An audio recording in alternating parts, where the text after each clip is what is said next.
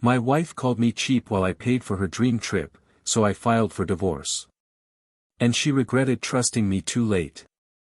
I'm a 31-year-old guy, and for the longest time, I genuinely believed being a supportive husband meant giving up parts of myself.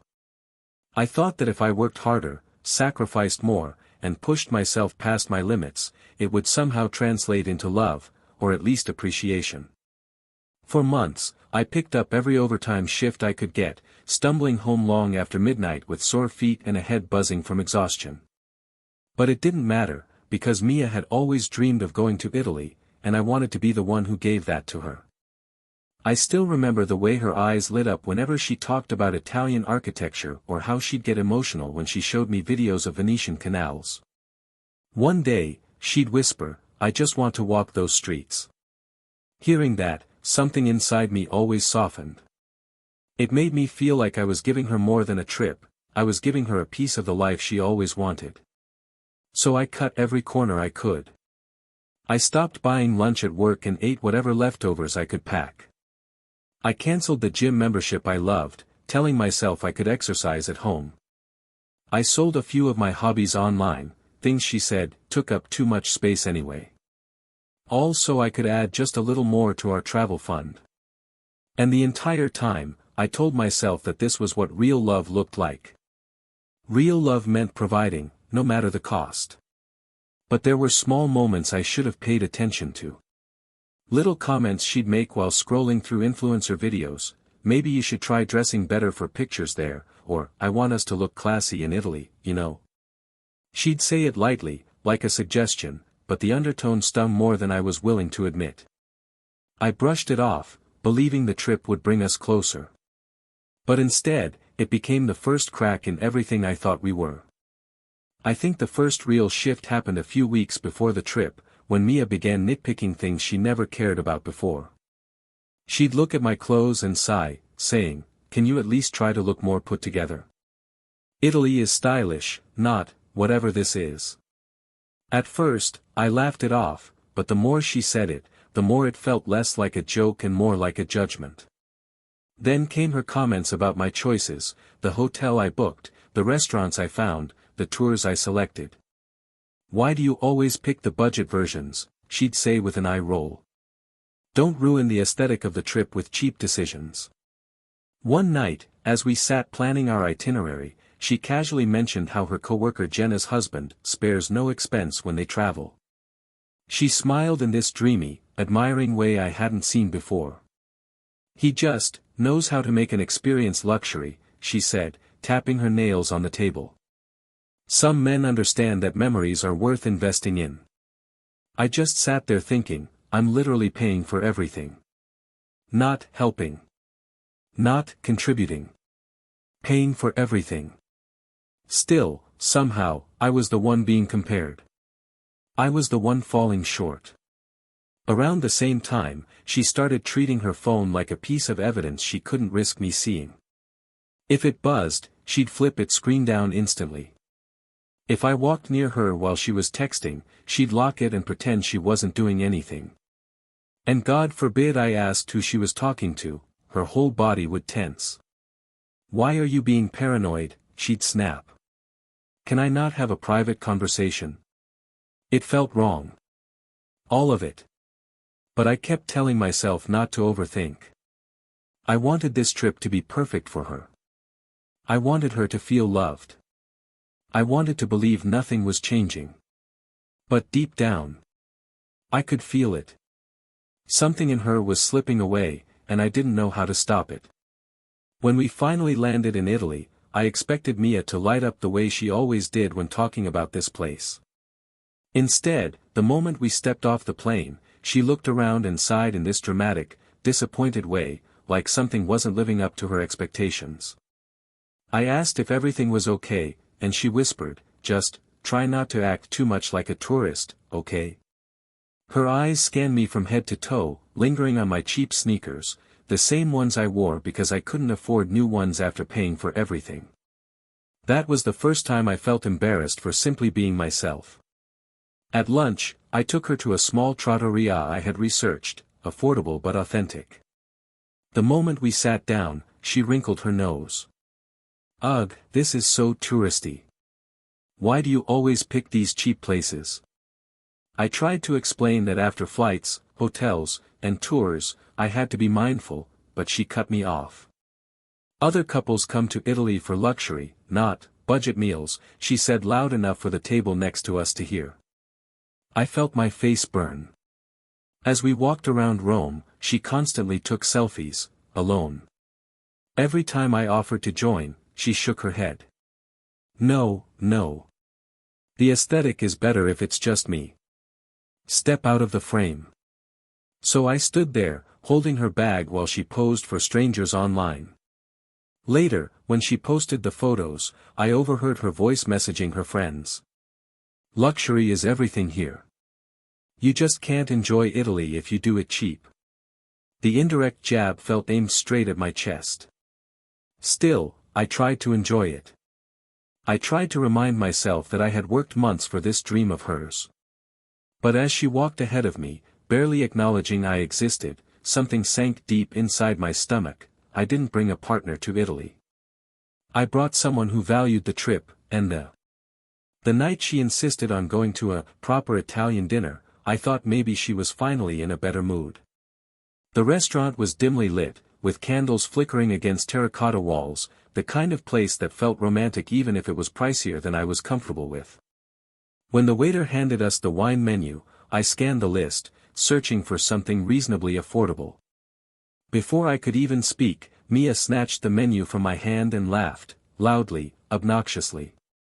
You were really about to choose the cheapest wine on the list, she said, her voice slicing through the room. Heads turned. People stared. My chest tightened. I tried to shrug it off, but she kept going, swirling her water like she was auditioning for some reality show. He never knows how to enjoy life properly, she told the couple sitting at the next table, like we were all old friends.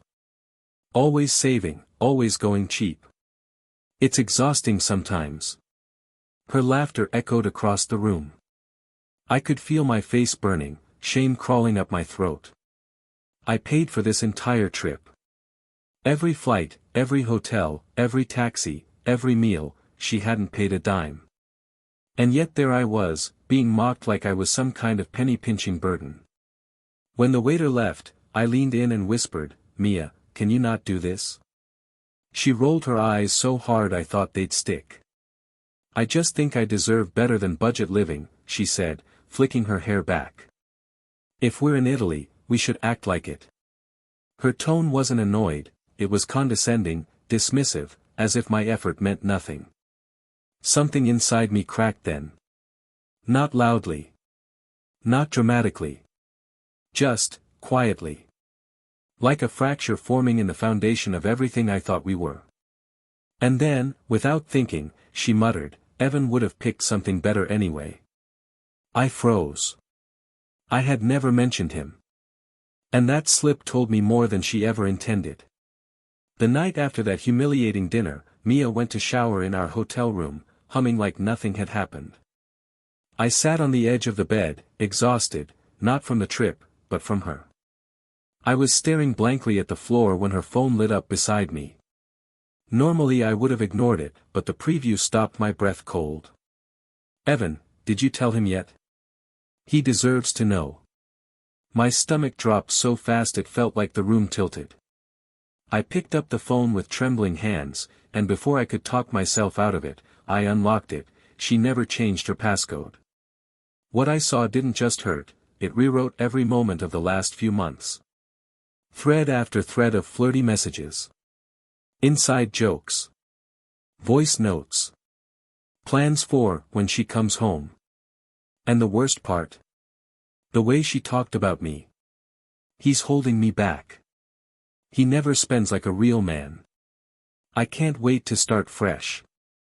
The trip, the one I nearly destroyed myself to give her, wasn't a celebration of us.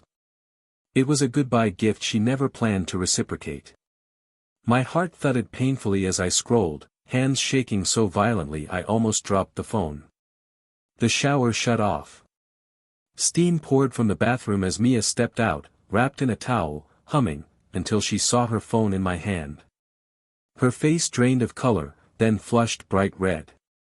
"What the hell are you doing?" she screamed. Mia didn't even try to deny it. She didn't stutter, panic, or crumble. She just tightened her grip on the towel, crossed her arms, and said in the coldest voice I'd ever heard, "I was going to tell you after the trip. I want a separation." I felt something in my chest seize, but before I could speak, she kept going. "You just live too small for my future." Her words didn't just hurt, they hollowed me out. I whispered, "Too small." She rolled her eyes, like I was being dramatic for reacting at all. "You settle for average. Average clothes. Average choices. Average money. I can't build a life on average. Evan understands that. He makes me feel like I belong in a higher class." She said it with this twisted sense of pride, like she was choosing a career upgrade instead of shattering her husband. I stared at her, stunned, remembering every meal I skipped, every hour of sleep I lost, every shift I picked up just to pay for the dream trip she once cried about. "You're saying this while I'm the one funding this entire vacation?" She shrugged. "Well, you should be grateful I stayed long enough to enjoy it with you. Most women wouldn't have." Grateful. For being used. For being. I spent the next day wandering through the streets of Florence alone, pretending to admire the art and architecture while my mind replayed every moment I had ignored. Every insult I swallowed. Every time she rolled her eyes. Every shift I worked until my hands shook. I kept thinking about how blinded I had been, how desperately I wanted to believe that love meant sacrifice, even when I was the only one sacrificing anything. Somewhere between the cobblestone alleys and the sound of gondoliers singing in the distance, the truth finally settled on me with a quiet, devastating weight: Mia never loved me. She loved what I provided. I stood on a bridge overlooking the Arno River, watching the water reflect the golden sunset, and it hit me how symbolic the whole trip was. This wasn't a romantic escape. This wasn't a shared dream. It was a monument, a physical, painful reminder of how much emotional labor I had poured into someone who never valued it. Someone who saw me not as a partner, but as a wallet with a heartbeat. And something inside me shifted. Not in anger, that would have been easier. It shifted into something colder, clearer, sharper. The heartbreak I'd been suffocating under slowly crystallized into resolve. I decided, right there on that bridge, that I was done being her punchline. Done being her doormat. Done letting her humiliate me like my love was some kind of cheap inconvenience. She had shown me exactly who she was: selfish, entitled, and resentful of a life she thought she deserved but never earned. So I went back to the hotel and started documenting everything. Screenshots of her messages with Evan. Photos of her phone texts. Receipts showing every expense I covered. Even notes of her insults, time-stamped and detailed. Not because I wanted. When Mia finally decided to talk again, it wasn't to apologize or even to pretend she cared. She sat at the edge of the hotel bed, scrolling through her phone like I wasn't even in the room, and said flatly, "I've been emotionally checked out of this marriage for months." No hesitation. No softness. Just a blunt confession said with the same tone she used when complaining about slow Wi-Fi. I felt my chest tighten, but before I could react, she continued. "You just don't look like the life partner I envisioned for my Instagram brand." I blinked at her, unsure I heard correctly. "Your Instagram brand?" She sighed dramatically, like explaining something obvious to a child. "People see me as wifey material. I get messages all the time.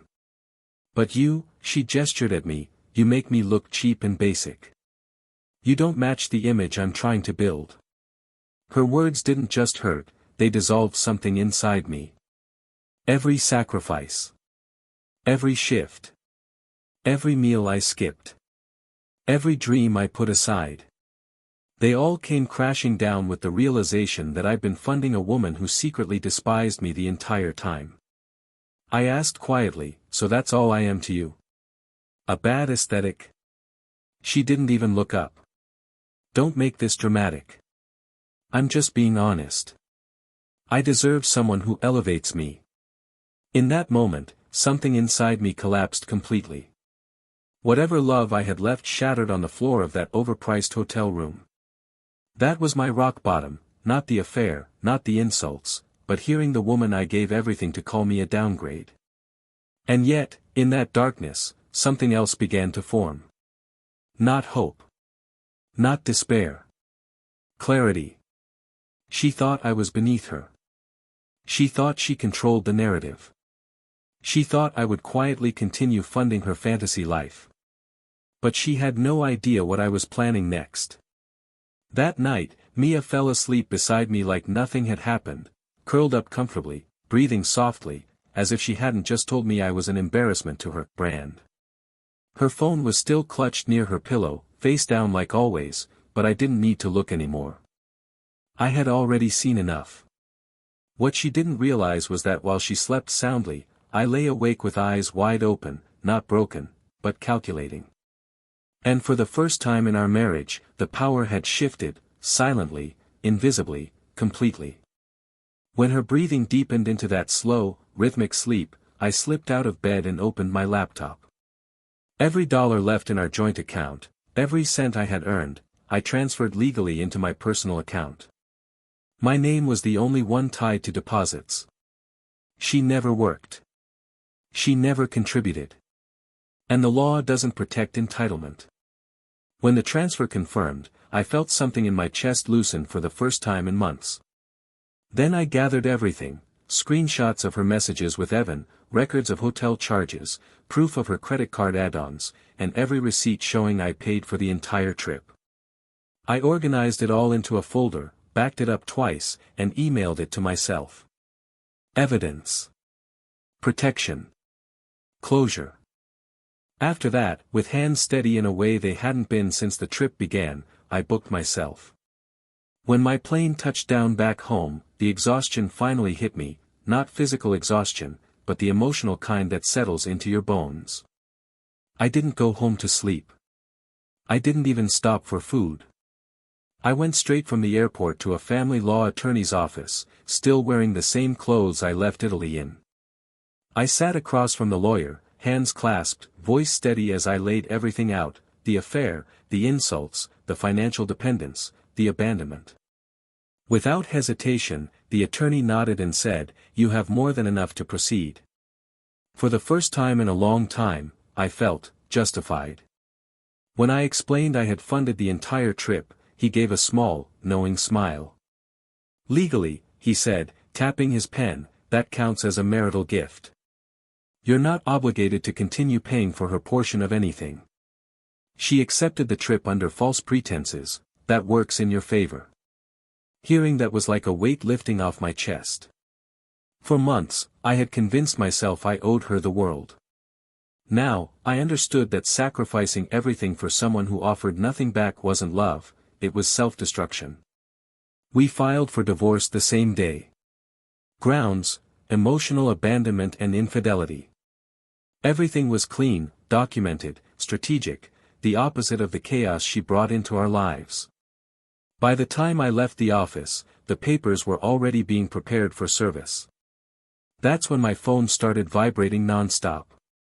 Mia had finally woken up in Italy too. Mia returned home 3 days later, dragging her luggage up my driveway like a storm battered out of the sky. She looked nothing like the woman who strutted through Italy criticizing everything I did. She looked small, frantic, and hollow. The moment I opened the door, she pushed past me, pacing like she couldn't breathe. "Evan won't answer me," she choked out. "He blocked me. He thinks I'm a liar because you left." Her voice cracked, a mix of rage and panic, but all I felt was an eerie stillness wash over me. I leaned against the doorway, arms crossed, letting her unravel. "You left me stranded," she said, pointing at me like I was the villain. "I never thought you'd actually leave. I thought you'd cool off and come back like you always do." That line told me everything I needed to know. She genuinely believed my loyalty was permanent, that no matter how deeply she cut, I'd keep bleeding for her. Then the tears came. Fast, unstoppable, messy. She sank onto my couch, sobbing, "I made a mistake. You were the only real love I ever had. I got caught up in things. I thought I deserved more, but I see now I was wrong. Please, don't throw us away." Her voice trembled with desperation. The divorce finalized faster than I expected, almost like the universe was clearing the path I should have taken long ago. With every document Mia had accidentally handed me through her own arrogance, the messages, the financial records, the receipts, the case built itself. My lawyer barely had to argue. Her affair, her emotional abandonment, her misuse of our shared finances, it all worked against her. I walked out with favorable terms, clean separation, and a strange, quiet sense of justice humming beneath my ribs. For once, I wasn't the one losing everything. In the weeks that followed, I focused on rebuilding myself. I started therapy, something I hadn't realized I needed until I felt the weight lift off my shoulders. I reconnected with friends I'd grown distant from, people who told me they'd missed me but never wanted to intrude on my marriage. I slept better, breathed deeper, laughed more. My apartment felt bigger, not because of space, but because it finally belonged to me, not to someone endlessly demanding more. Meanwhile, Mia kept trying to claw her way back into my life. Long messages, late-night voicemails, paragraphs about how she lost everything that mattered. I listened to none of them. I deleted them all. Because every word she said carried the same truth, she only mourned the lifestyle I provided, not the man I was. And then came the twist I didn't expect. A mutual acquaintance messaged me saying Evan had been fired for inappropriate workplace conduct. Apparently, several women reported him. When word got out that he'd been involved with a married coworker, Mia's reputation imploded. Friends distanced themselves. Coworkers whispered. Her Instagram brand crumbled with brutal speed. She had climbed so high in her own mind, only to discover the pedestal was made of sand. I never reached out. Never gloated.